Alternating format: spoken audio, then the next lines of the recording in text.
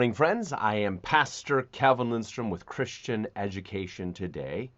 And as we are getting closer to Thanksgiving, I like to do a little research on our nation's history. Last week, I presented some information about William Bradford, and we returned to the subject of Plymouth Colony and looking at what we call the first Thanksgiving service. So as I did some research on this, I found some interesting books.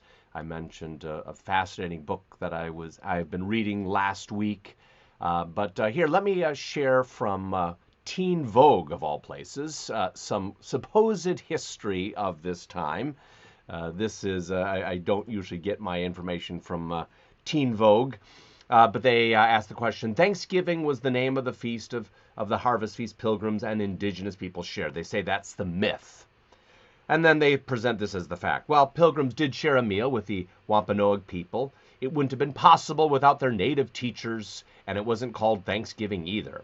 Harvest feasts were a tradition the natives had observed for time immemorial, so it is native generosity that is the basis for the Americanized idea of Turkey Day.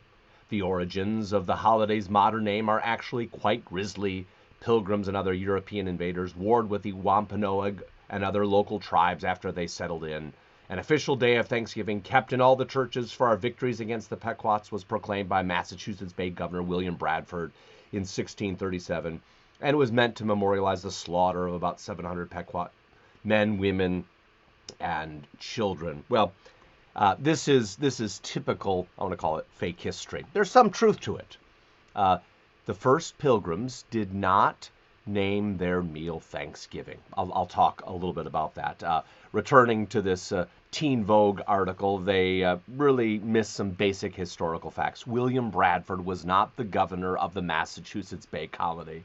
He was the governor of the Plymouth Colony. Massachusetts Bay Colony was not far away, but he was not governor of that colony. And yes, there was a war with the Pequot Indians. Teen Vogue does not point out that there were a number of Indian tribes who were on the side of the Pilgrims and the Massachusetts Bay Colony. They kind of missed that, and this is sort of used as a representative of a lot of what passes as history today. And maybe sometimes we're guilty of the same. We don't tell the whole story there. So we do want the truth. Well, Gary Schmidt, I mentioned his book last week. Gary Schmidt, in his book Plymouth's Faithful Pilgrim, points out that the feast that the pilgrims held included 50 pilgrims. They invited Squanto, Massasoit, and about 90 men from their tribe came.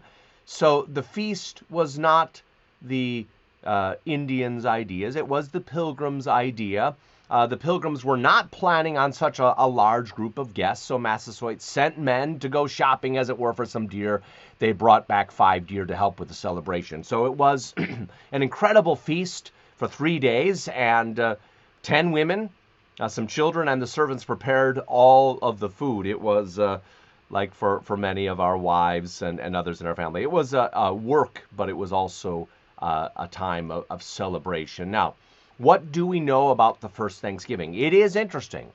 William Bradford does not specifically record anything about this in his book of Plymouth Plantation. Not sure why that is. But Edward Winslow, who is one of the signers of the Mayflower Compact, in his book Mort's Relation, does give a record of that first Thanksgiving. That's what we do know about it. So it maybe wasn't called Thanksgiving in terms of how we call the day, but it was a Thanksgiving service. Let me read a selection from Mort's Relation.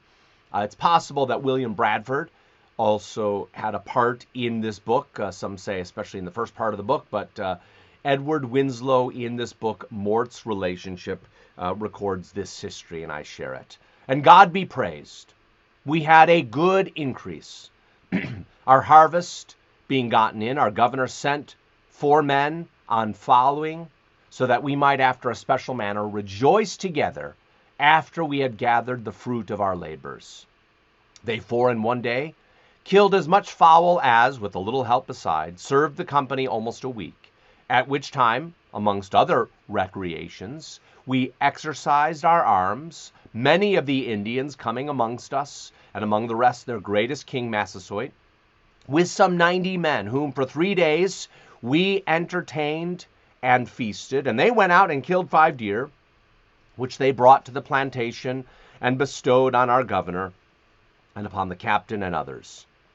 And although it be not always so plentiful as it was at this time with us, yet by the goodness of God, we are so far from want that we often wish you to be partakers of our plenty. This was written shortly after this time. So they recognized the goodness of God.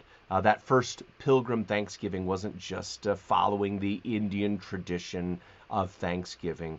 It was a recognition of the goodness of God. That is our nation's history. That is what is important for us. So as we celebrate Thanksgiving with our family and friends next week, it may not be identical to that first Thanksgiving service, but what connects us is not the name, but are we giving thanks to God for his goodness? And I trust, though this may be a different Thanksgiving for you and your family, what a time we should be spending in giving thanks to God and then feasting as we celebrate all that he has done for us. May the Lord be praised. Have a blessed Thanksgiving as you gather with family and friends. May the Lord watch over you and strengthen and keep you. For Christian Liberty, I am Pastor Calvin Lindstrom.